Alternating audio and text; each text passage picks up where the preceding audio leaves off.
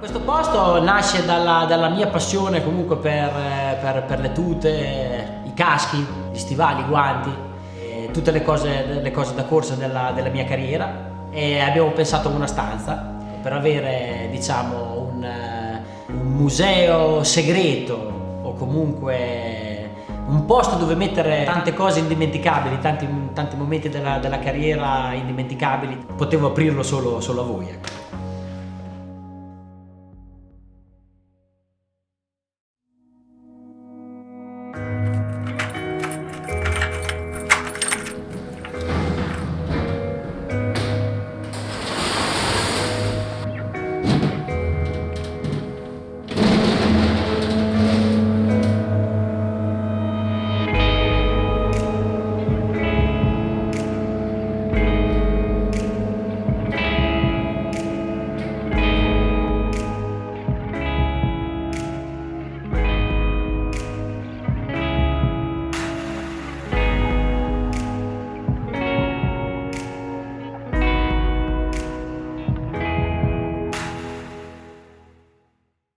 Allora partiamo nel nostro viaggio.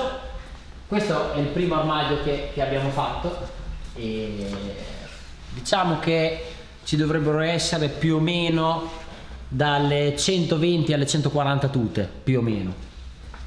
E quindi si inizia da cá, dall'inizio. Allora, inizia dall'inizio, e questo qui è bello. Questa è la prima parte del viaggio. È bella perché qua ci sono veramente delle cose d'epoca. Con la prima tuta. La prima tuta è questa. Qui siamo nel 93, quindi leggerissima, ma leggerissima perché è molto meno sicura, ecco. Diciamo spalline, gomitini.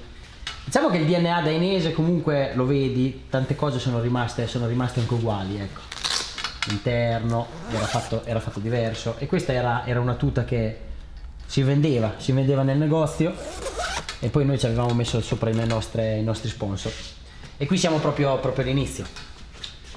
Poi un'altra bella tuta è sempre, diciamo, questa, che è della mia prima vittoria in Sport Production nel 94. Qui ero nel team ufficiale, Lucky Explorer, quindi già qui si parla di tute fatte un po' più su misura, diciamo. Però poi dopo, vedi, scritto dietro con il pennarello, ancora siamo abbastanza indietro, ecco, diciamo. Poi iniziamo a fare, ci sono le tute del campionato europeo, però vi vorrei fare vedere più che altro forse la prima tuta del mondiale. Tac, questo è il prima tuta del mondiale. Questo siamo nel 96. E quindi questo era l'esordio, diciamo, e qui già un pochino più siamo anche come interno, un po' più moderna, con le tute degli altri piloti, eccetera. E poi secondo me un altro momento importante è il passaggio dagli stivali classici, cioè gli stivali fuori dalla tuta, allo stivale dentro la tuta, che è stato nel 1998. Io correvo in 250, e quindi si passa da uno stivale così, diciamo, eccolo, questo era il nostro stivale del 98, a uno stivale così, quindi è totalmente diverso. E la prima cosa che si vede è l'estetica, perché lo stivale qui va dentro. Però c'è anche una questione di sicurezza, c'è anche molto meno materiale, molto meno rischio che lo stivale si agganci da qualche parte, e poi con questo stivale qui, da qui parte l'evoluzione degli stivali per arrivare ai primi stivali con la scarpetta, diciamo, quindi doppia apertura dietro e un guscio di carbonio interno, quindi molto più sicuro.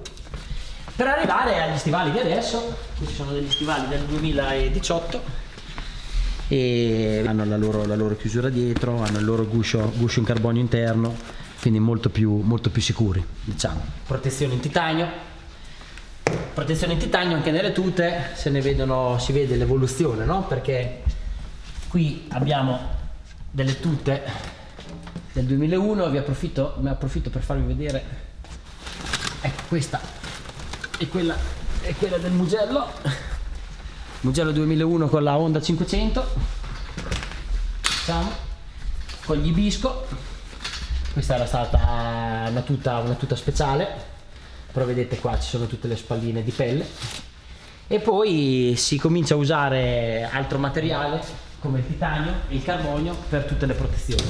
E poi qui possiamo vedere la storia delle protezioni, diciamo l'evoluzione dalle prime, che sono queste, fino alle spalline grandi, tutte in titanio, e con il titanio anche i gomiti e le ginocchia, che serviva per scivolare meglio in caso di caduta e cercare di non rotolare, quindi la tuta scivolava di più, diciamo. Poi andiamo avanti, allora vediamo la tuta speciale di Laguna Seca.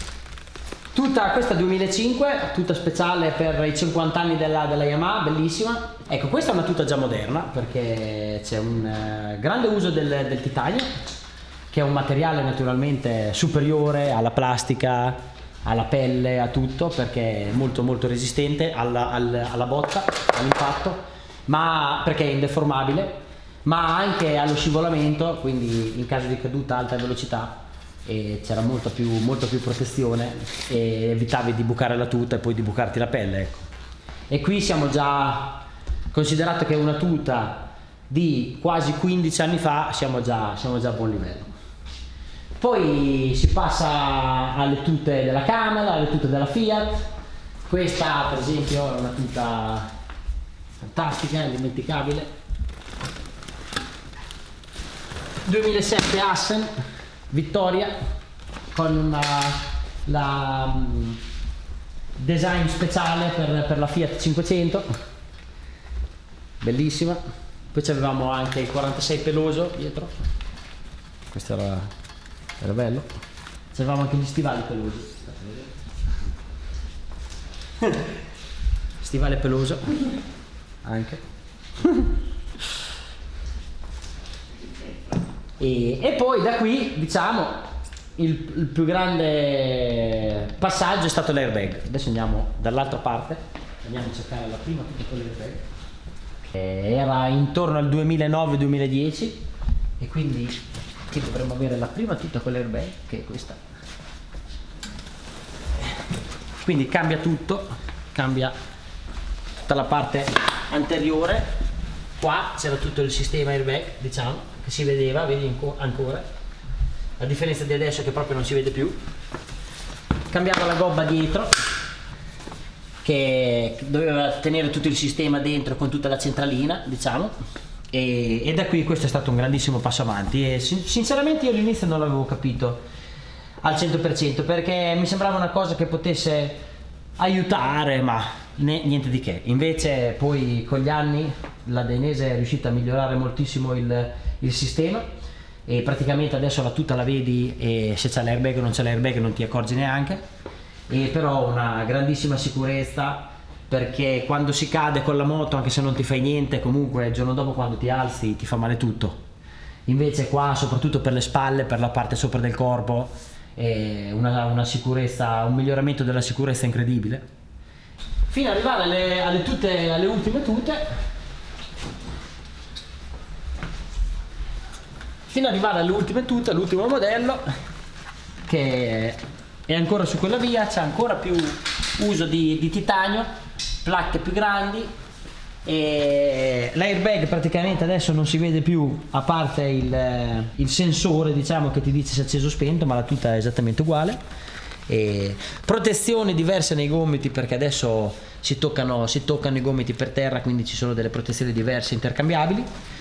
Poi altra innovazione, il LED dietro, che praticamente quando esplode l'airbag il LED si accende, ed è anche importante per vedere il pilota in condizioni di bassa visibilità. Quindi se uno scivola davanti, che piove o si vede poco davanti, questo LED aiuta a vederlo, ed è anche molto Robocop. E questa è proprio, diciamo, l'ultima tuta del 2018. Un'altra tuta molto importante, molto particolare, e me la ricordo benissimo, è quella della cabin, della 8 ore di Suzuka 2001, vittoria alla 8 ore di Suzuka 2001 con la Honda assieme a Colin Edwards. E questa era la tuta, strana per me perché è in rosso. Io, a parte gli anni con la Ducati, diciamo, non ho mai avuto le tute rosse, però questa era rossa, e però era bella, ha portato bene perché abbiamo vinto. E ancora è una delle tute più belle, anche perché è un po' diversa dalle altre, che come colori c'ha un po' di giapponese, ecco. E però già questa era una gran tuta. Poi si mantengono bene, c'ha 20 anni, guarda, preciso, si potrebbe anche mettere adesso e usarla.